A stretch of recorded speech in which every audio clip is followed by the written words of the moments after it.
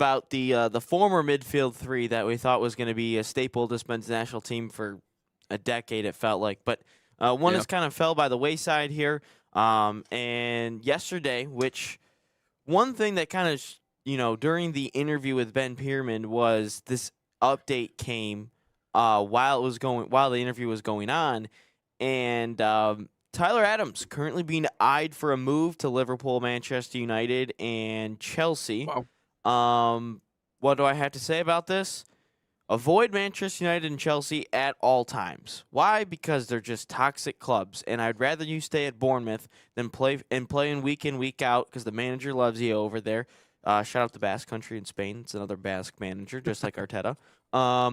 But just stay away from Chelsea and Man United, man. Like, Ruben Amorim literally came out yesterday or 2 days ago, whatever it was, and was literally bashing them for Man United for not being backed and all this and all that. Like, look at Manchester United. Yes, Carrick finally lost his first game yesterday. It's been an unbeaten run, but this is the endless cycle of insanity that I've said about Manchester United.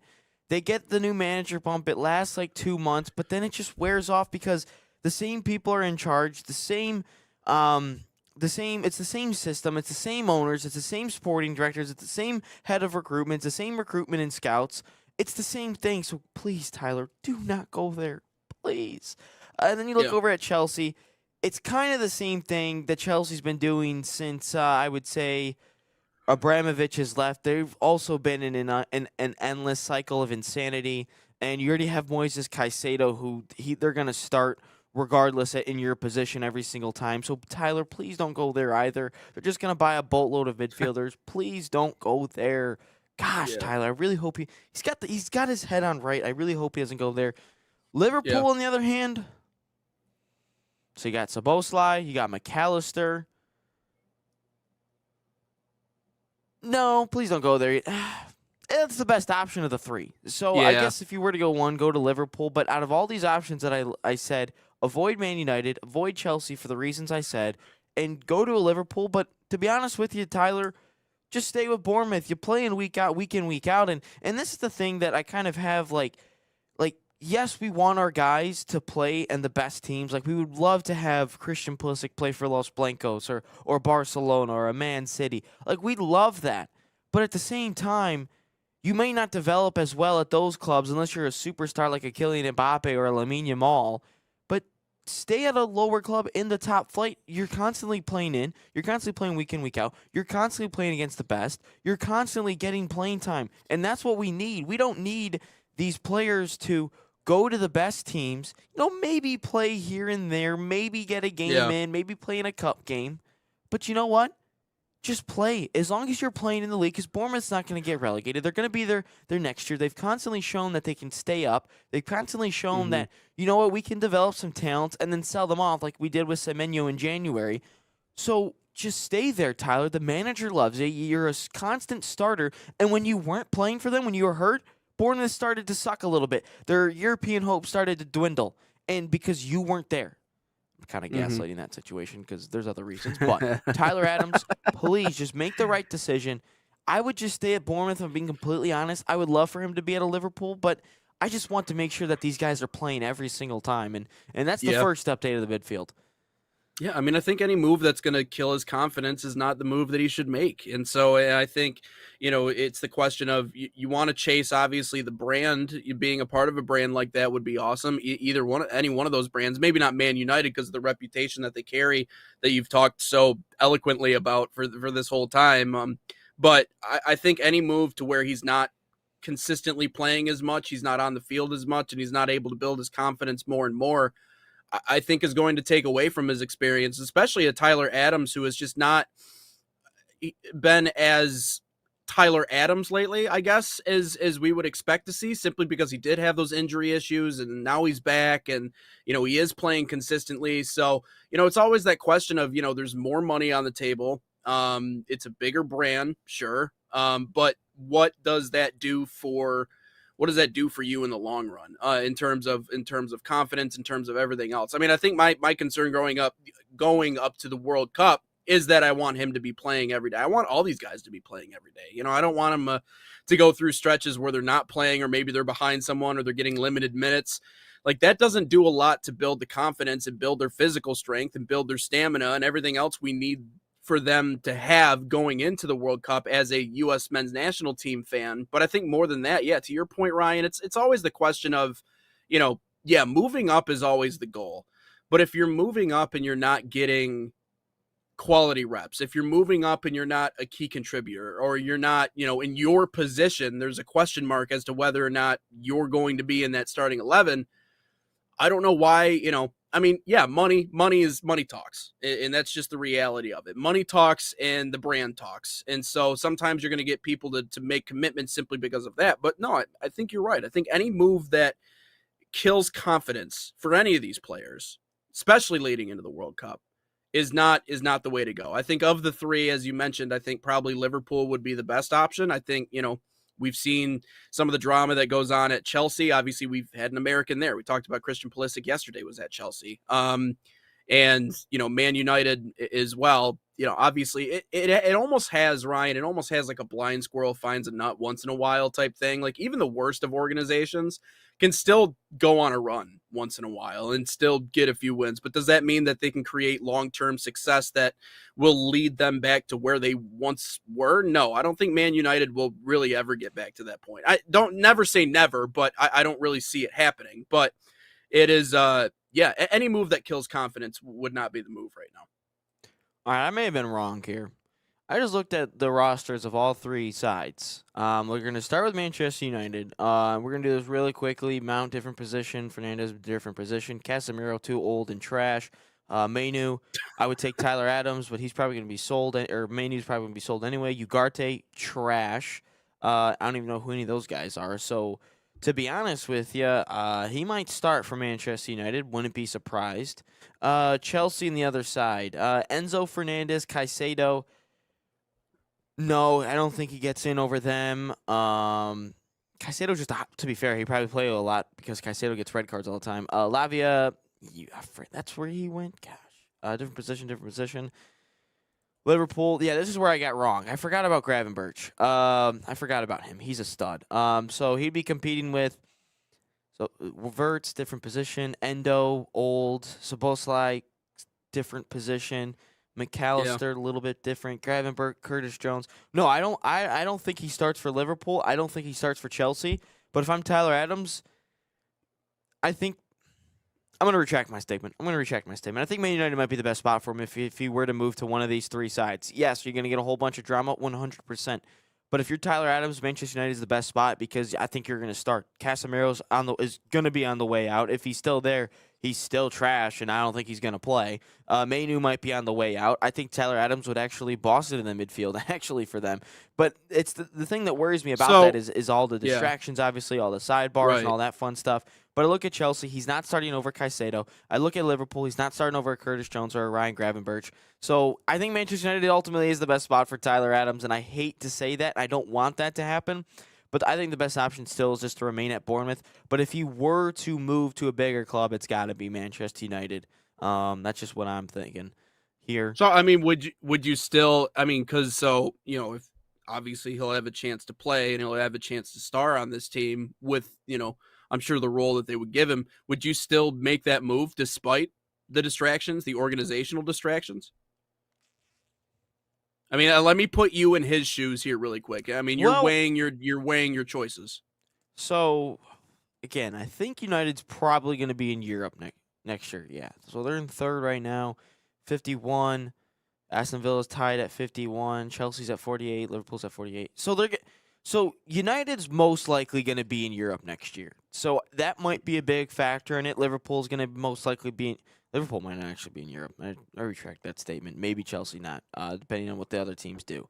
But I think out of these three teams, Manchester United is the most guaranteed to have European football next season. Bournemouth's in ninth. You're kind of on the outside looking in maybe to make Europe. You could still maybe get there because of the point difference and the way that some teams might win certain cups, like Arsenal and Man City. One of them has to win the Carabao Cup. That adds another spot to Europe next year because they're already going to be qualified for the Champions League. I would still say Manchester United's the best spot for him. I really do. But if I'm looking, if I were in his shoes, You are still going to an historic club, historically good. Let's not say the Yep. last recent 15 years. Yep. Then I would say, yeah, I think I'd still do it. It's Manchester United. I know it's crazy and you're gonna get all this and all that, but gosh, but at the same time, I don't, because all the players say they just play for money and they don't really care. I still think Bournemouth is the best option, but to answer your question, figure out what Bournemouth and Manchester United do in terms of where they're playing next season in Europe. They're both going to be in the Premier League, so that's not a question. But let's see where they're at in terms of that.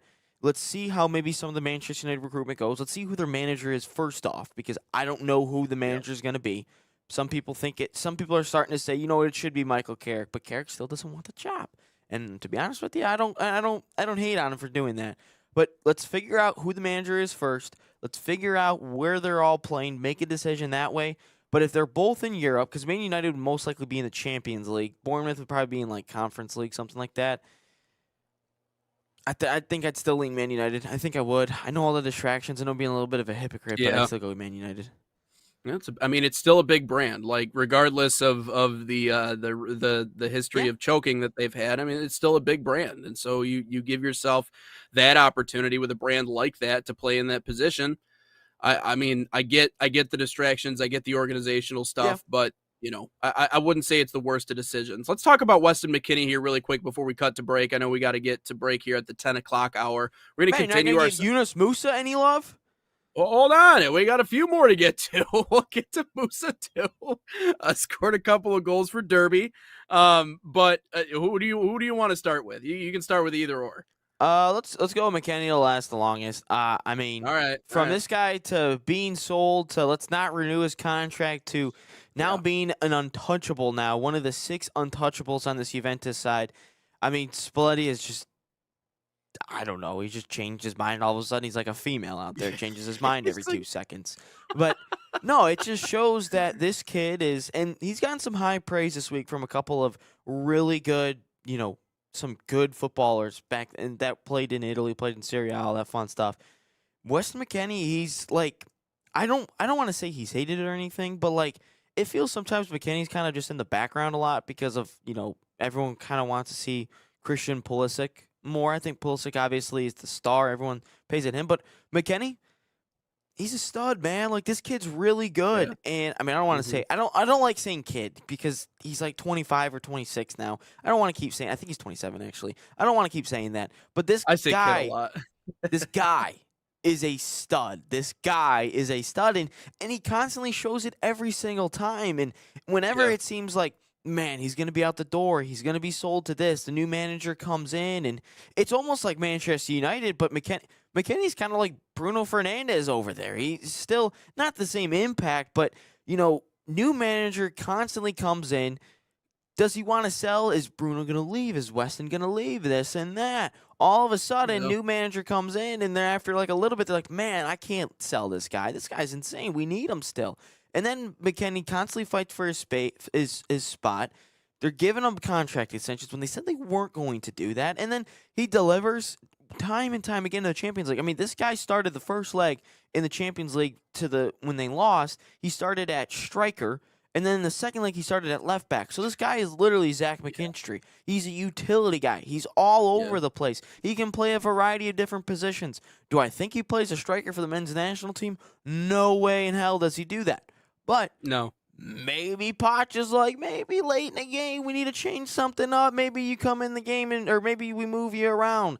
Maybe you play left back a little bit. But no, this guy shows up every single day for Juventus, and this is a club that has had so many issues since 2015 with scandals, with financial fair play, and being deducted stuff and being banned on stuff. So this guy just constantly shows up for him, delivers, and it's great to see that he's finally getting some of that love from Juventus and from the manager and the fans, and he's helping ultimately break this US what's the word I'm looking for?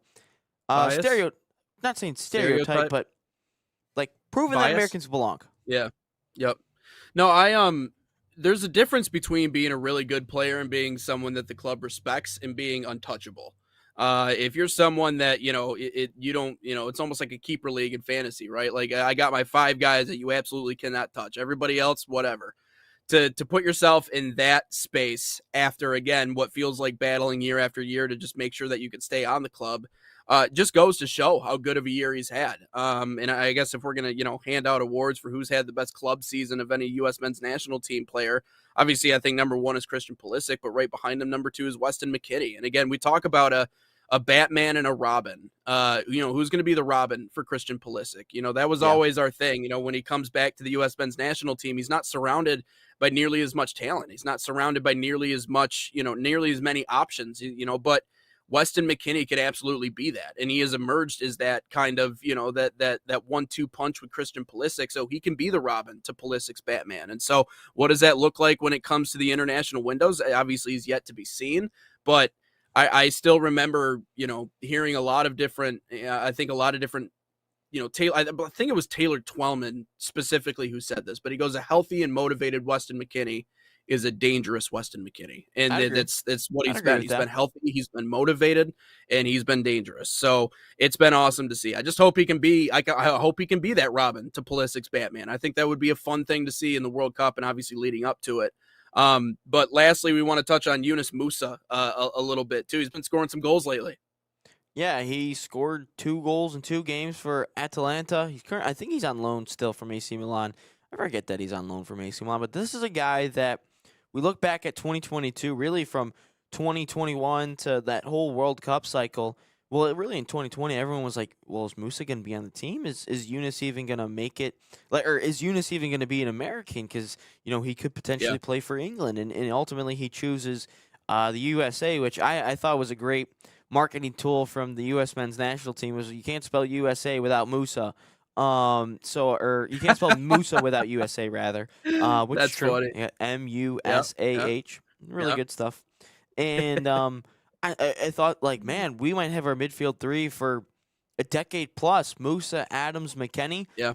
And it just shows that, not all the potential things work all the time in everyone's favor, because you think about it, Musa hasn't been in the U.S. men's national team picture for a little bit, at least since the World Cup. And I still think he's a good player, but Pochettino doesn't truly rate him, I guess. Doesn't really think it'd be a good fit. But, I would like to obviously see Musa called up in March just one last time, but I don't think that's realistic. But, spotlighting a guy that, is playing well in a Serie A. I know he didn't score his first Italian goal until the last game, but 2 goals right now for him. Hopefully boosts his confidence a little bit. Hopefully he can finish off the club season strong, and maybe he makes a run at it in the 2028, whether that's a Copa America or Gold Cup or the 2030 World Cup. But I think this is just shows that it's a good problem for the U.S. men's national team. This is just showing our depth. It's showing our growth as a country in the game of soccer. That we're not going to bring a guy that is valued around 15, 20 million that's playing in Serie A, and we're not going to bring him on the team. Like, that just shows our growth and our depth as a country. And then you think of another guy like Johnny Cardoso, who's playing at Atletico Madrid. Yeah, we're not going to bring him either. So just shows that our depth is continuing to grow, as a nation, with our players playing overseas. And for all the people that are like pissed off, that's like, oh, well, they're overseas, they don't play a ton. Well, it's still American players that are helping prove our case that Americans can play over here and continue to dominate. And Musa, I would love for him to be on the roster. Do I think it's going to happen? No, but I would like to see him get a shot in March, but I just don't think that's realistic. I think sometimes we get caught up in the comparisons between us and the rest of the world, when really the comparisons that we should be making is us and us. Where have we gone in the last 30 years? Where have we gone? We're talking about 100 days until the World Cup.